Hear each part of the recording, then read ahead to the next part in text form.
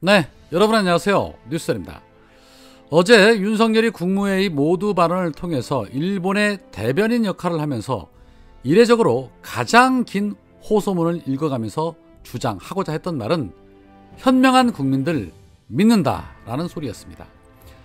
지난 3.1절 기념사에서는 고작 5분 정도의 기념사를 했던 것과는 달리 한일 정상회담을 다녀온 이후에는 모두 발언을 빙자한 사실상 대국민 담화를 했던 것입니다. 이날 윤석열이 25분 정도의 원고를 읽어내려가면서 주장하고자 했던 말은 자신이 저지른 만행 이해해달라, 국익을 위한 차원이었다, 미래를 위한 결단이었다 라는 해명이었습니다. 그리고서 맨 나중 무렵에는 이렇게 말하기도 했습니다.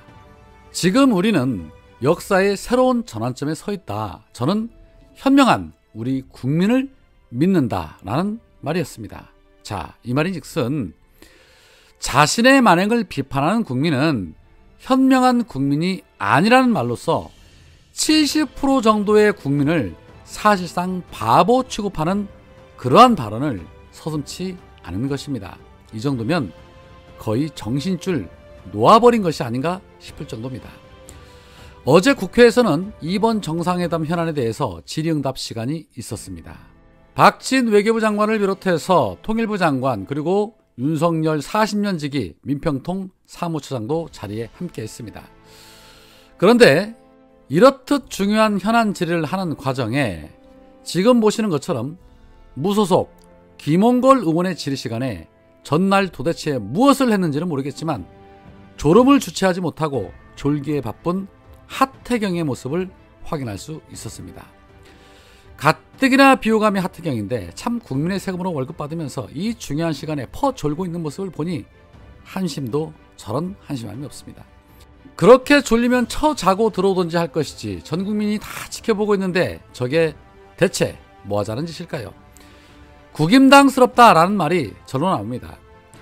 여튼 이날 현안 질의에서는 민주당 의원들의 집중적인 질타가 이어졌는데 박진의 뻔뻔한 태도와 말 같지도 않은 대답을 들으며 드는 생각은 박진도 탄핵, 윤석열도 탄핵이 답이다 라는 생각뿐이었습니다.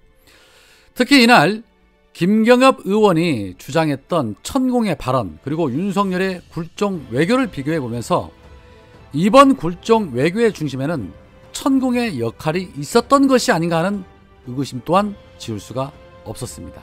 같이 한번 보실까요?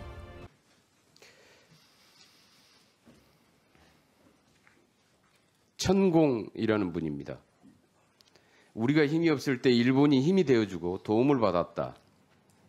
일본한테 당한 사람은 없다. 일본한테 사과 안 한다고 나쁜 놈이래. 고마운 마음을 생각해야 된다. 미안 마음이 들고 이렇게 해야 된다. 이렇게 주장하고 있습니다. 이것은 최순실에서 천공으로 바톤 터치된 제2의 국정농단입니다. 지금 대한민국을 운영하는 사람이 윤석열 대통령인지 아니면 천공인지 분명히 밝혀져야 합니다. 윤 대통령은 천공의 교시에 따라서 움직이는 과연 허수아비인가? 이런 의문들이 계속해서 제기되고 있습니다. 이번 대일 외교는 외교의 국제적인 정세나 규범도 전혀 모르고 외교의 기본이 안 되어 있는 굴종적인 대일 외교의 결과입니다.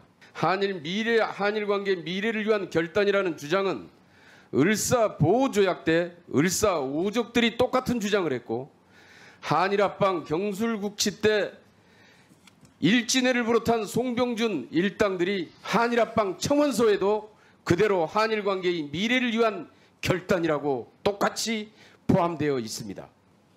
대통령과 장관 행위는 헌법 제65조가 규정한 명백한 탄핵 사유에 해당된다고 봅니다. 헌법 제65조 직무집행에 있어서 헌법이나 법률에 위배한 경우를 탄핵 사유로 규정하고 있습니다. 네, 보신 것처럼 천공의 주장과 윤석열이 벌인 일은 일맥상통합니다. 고로 천공의 작품일 가능성이 매우 높다라는 추론을 할 수밖에 없습니다.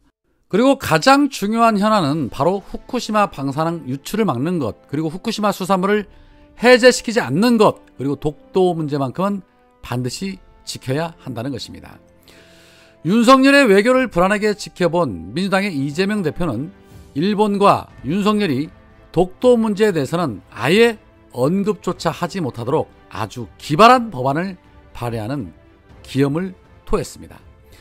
바로 10월 25일을 독도의 날로 법정 기념일로 제정하는 법률 개정안을 발의한 것입니다. 역시 천재는 천재입니다. 이재명 대표가 국회 입성 이후에 발의한 세 번째 법안 발의입니다.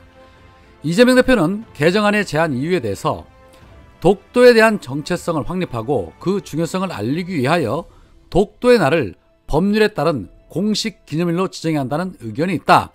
매년 10월 25일을 독도의 날로 명시적으로 규정을 하고 관련 행사 등을 실시할 수 있게 함으로써 독도에 대한 국민적 관심 제고를 통해서 독도의 보전, 관리에 이바지하려는 것이다 라고 밝혔습니다. 그런데 왜 10월 25일일까요? 독도의 날은 대한제국 당시에 고종이 1900년도 10월 25일을 독도를 울릉도의 부속섬으로 제정한 일을 기념하기 위해서 민간단체인 독도 수호대가 2000년에 제정한 것으로 알려져 있는데, 이날을 법정 기념일로 제정을 해서 우리의 주권 영토를 침범하는 것을 아예 원천 차단하겠다는 것입니다. 역시 이재명은 이재명입니다.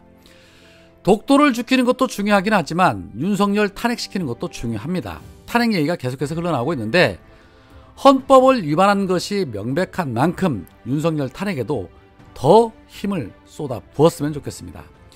국민들 암 걸리기 전에 사전 예방 조치가 시급하다는 생각입니다.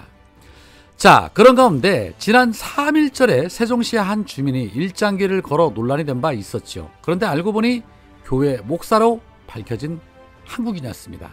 현재 고소고발을 진행 중인 것으로 알려져 있는데, 알고 보니 이 목사 국임당 당원이었고 대통령 선거가 한창이던 지난 2022년도에는 윤석열의 감사장까지 받은 인물로 알려졌습니다. 연결을 지어보면 그 밥에 그 나물이었던 것입니다. 나라 팔아먹는 것들이 득세하지 못하도록 단디 해야 할 듯합니다. 외교에는 여야가 없습니다. 강제동원 해법안 이야기하면서 단 한 번이라도 여기 있는 여당 외통위원들에게, 그리고 여기 있는 여당 간사에게 상의한 적 있었습니까? 기습적으로 발표했습니다. 그 하루 전날까지도 관련된 안을 달라고 하는데 외교부는 마련된 게 없다고 했습니다. 이렇게 국가적으로 중차대한 문제에 야당을 배제한 것은, 국민을 배제한 것은 여당이었습니다. 대통령이 있다고 해서 폭거를 행한 겁니다. 대통령의 통치행위 인정될 수 없습니다. 이제는 헌법과 그리고 기관, 헌법기관 통제를 받아야 합니다. 마땅한 절차를 회피한 것은 여당입니다. 그리고 여당은 소수당이란 말로 스스로를 초라하게 만들지 마십시오. 대통령이 있는 여당입니다. 그리고 그 책임감을 느끼신다면 의회 폭거라는 얘기를 하시면 안 됩니다. 그렇게 심지어 그 표현을 빌자면 폭거를 할 수 있을 만큼 다수 의석인데도 불구하고 그렇게 깡그리 무시할 정도의 오만함은 어디서 나오는 건지 전 납득할 수 없습니다.